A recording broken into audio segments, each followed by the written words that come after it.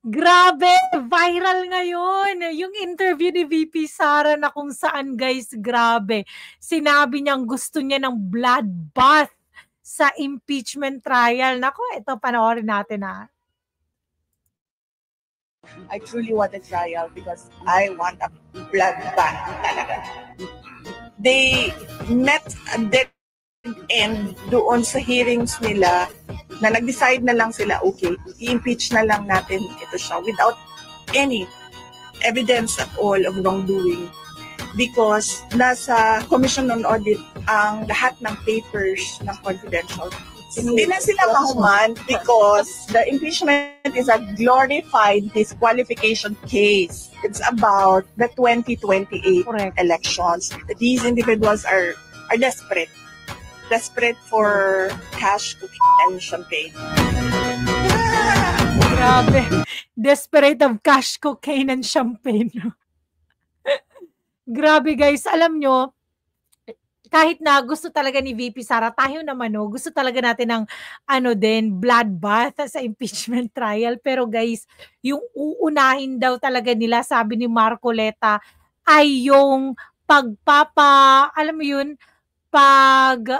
hindi na matuloy, kung sa layman's term pa ay basura yung impeachment. Kasi nga, yung pagkalap ng mga signatures hindi na naaayon sa batas kasi 'di ba naipit, 'di ba, sa interview ni Toby Chanco. Grabe guys.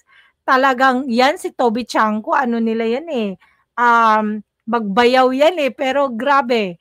'Di ba? So yun talaga, exciting talaga tong mga pangyayari sa susunod na mga araw. Grabe.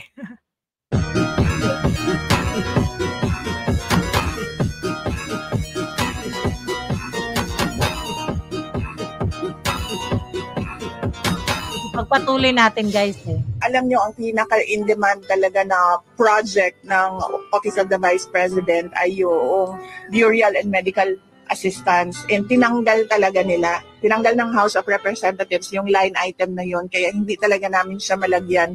Sabi ni Kate, kami rin natulungan ng OVP, 80K ang tulong na binigay nila sa amin nung nasa ICU nanay namin. Wow, grabe. Ng budget, so humingi kami ng pasensya doon, pero tuloy-tuloy pa rin yung aming Disaster Operations Center, tuloy-tuloy pa rin yung pagbabagong campaign natin kung saan we advocate education sa mga kabataan, and we are targeting to plant 1 million trees. So nag-re-strategize kami. Sinabi ko sa kanila, since maliit na lang yung budget natin, paliitin natin yung project, bilisan natin na maabot natin yung targets natin para next year makagawa tayo ng iba pang project. Kung makikita nyo, meron kaming mga paglipat ng offices dahil lumiit din yung budget namin para sa Arkila sa NENT. So meron kaming relaunching across the country, relaunching ng mga offices namin kasi kailangan namin lumipat sa mga maliliit na offices na mababa yung renta. Thank you. Thank you, ma'am. Grabe, no? May nag-comment nga dito, sabi ni Mimi Mac. Same die, same. I want a bloodbath too. They accuse you of corruption and they don't know na ever since you became a mayor, you kept Davao City debtless. Diba? Walang utang yung Davao.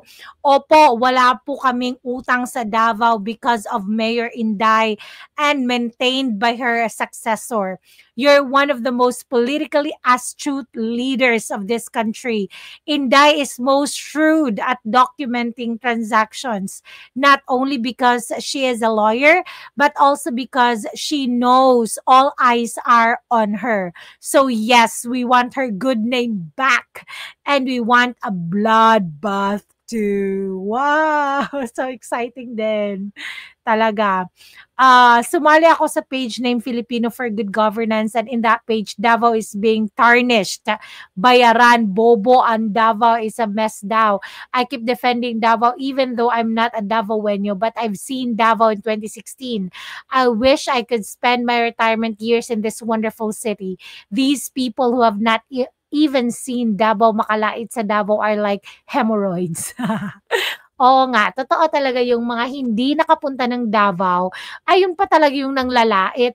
Tapos yung nagsasabi ng bayaran yung Davao, punta ka dun ka dun ka magparehistro para tingnan natin at mag-testify ka kung may bayad ba talaga sa Davao, 'di ba?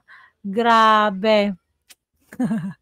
Yes, natawa din ako sa Desperate for Cash, Cocaine and Champagne. Grabe. Oh, 'di ba? Grabe, so exciting guys. Kaya naku, stay tuned talaga for more updates and don't forget to tell us what you're thinking and your comments on this video. Have a great day. God bless. Bye.